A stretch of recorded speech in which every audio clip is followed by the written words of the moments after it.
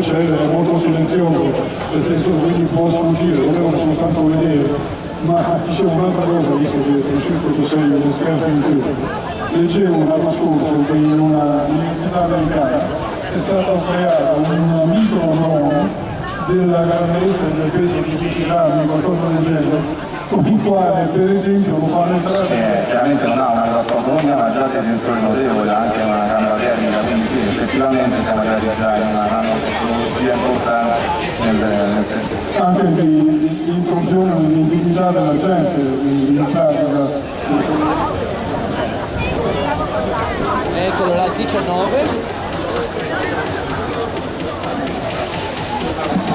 Ok, adesso si sta per avvicinare, e lo vedete forse anche in lontananza, ma no, forse non riusciamo a vederlo così in lontananza, però si sta avvicinando per la sua dimostrazione odierna.